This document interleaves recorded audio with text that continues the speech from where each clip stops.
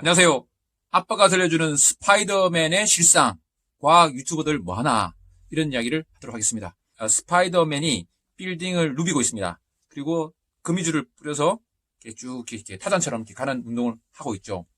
근데 이렇게 해보면, 실상을 계산해보면 속도가 그렇게 빠르지 않아요. 이론적으로.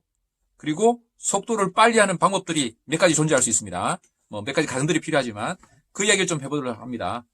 왜 속도가 그렇게 빠를 수 없는가? 그리고 속도가 빨라지기 위해서는 어떻게 해야 되는가? 그리고 최적, 많은 가정들이 필요하지만 가장 속도를 빨리 하기 위해서는 어떤 각도에서 어떤 조건이 될 때 가장 빠를까? 그런 얘기를 해보도록 하겠습니다. 중학교 정도의 물리 수업만 들었던 사람은 알 수 있어요. 자, 우리가 스파이더맨을 단순화시켜서 이 진자운동을 한다고 합시다. 진자운동은 등시성, 이 길이에 의해서 이 주기가 정해진다는 걸 이미 많은 학생들이 알고 있어요. 중학생 정도 되면. 그리고 물론 그때는 근사식을 쓰기 때문에 이게 각도가 조금일 때만 성립하는 거지만 커지면 이 등시성이 되지 않거든요. 그런데 우리는 간략하기 위해서 각도가 클 때도 등시성이라고 정하고 그냥 하도록 하겠습니다.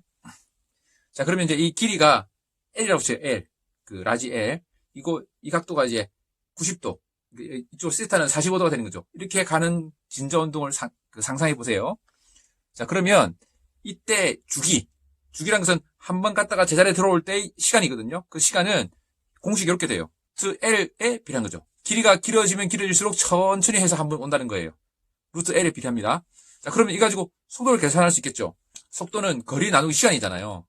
이 거리가 뭐냐? 이 그림을 보면 실의 길이가 L이니까 90도라 그러면 1대 1대 루트 2니까 루트 2L이겠죠. 네, 거리가. 그렇습니다. 루트 1이 되고 이 시간은 이 주기가 한 번 왕복하는 시간이니까 이 왔다 갔다의 시간은 그 반이겠죠. 그럼 공식이 이렇게 되는 거예요. 거리는 루트 2L이 되고요. 아까 우리 봤던 요 식에서 2파이니까 요거의 반이니까 파이 루트 G분의 1 이렇게 되는 거예요. 됐죠? 이거를 간략하게 하게 되면 이렇게 됩니다. 분모에 파이가 들어가고 위에는 루트 2GL이 되는 거예요. G는 중력상수 9.8인 거 아시죠? L은 기계 다른데 그건 빌딩, 스파이더맨 같은 경우는 빌딩을 타고 다니니까 빌딩의 높이랑 관련이 있겠죠. 그러니까 빌딩 높이만 알면 계산되는 거예요. 이걸 한번 엑셀에 넣어보겠습니다. 1m일 때, L이 길이거든요. 1m일 때는 이 속도가, 이 스파이더맨 가는 속도가 1.4밖에 안 돼요. 초속 1.4m. 만약에 64m인 줄을 타고 간다 그러면 이게 약 16층 높이거든요. 한 층이 4m 정도 돼요.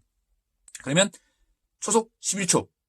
그러니까 10초에 110m 가는 거니까 우리 달리기 엄청 빠른 육상 선수들 있죠. 그 사람들이 10초 정도 되니까 그 정도 속도가 나오는 거예요. 16층일 때.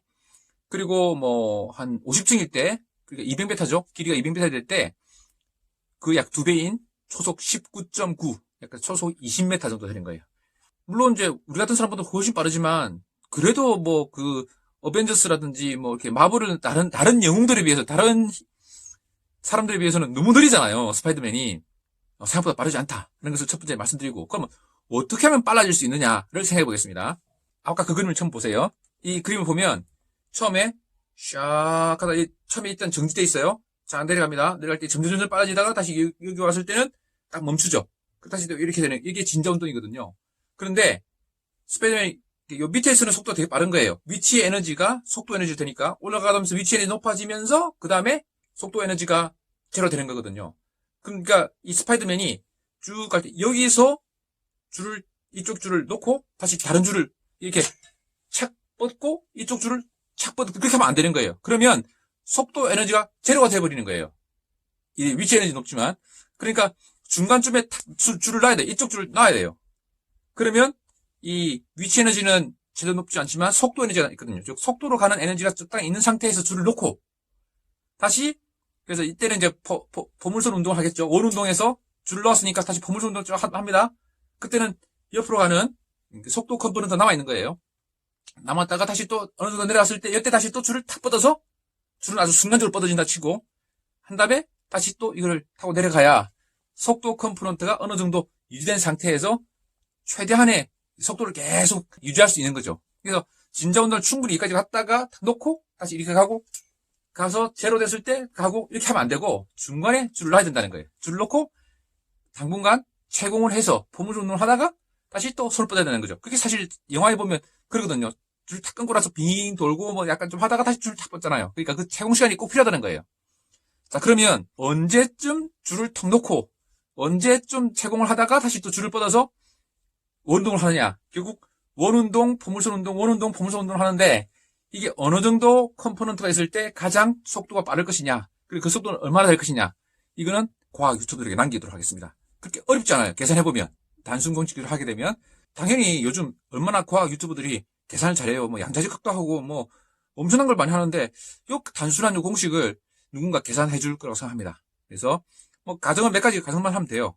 빌딩이 약 50층이다. 100m 정도 되는 빌딩들만 있다라고 퉁쳐서 이렇게 한다 치고 그런 몇 가지 조건을 한 다음에 하면 어느 정도 높이에서 놓고 어느 정도 포물선 운동하는지를 금방 계산될 수 있을 것 같아요. 그 다음 것은 다른 과학 유튜브들에게 넘기도록 하겠습니다.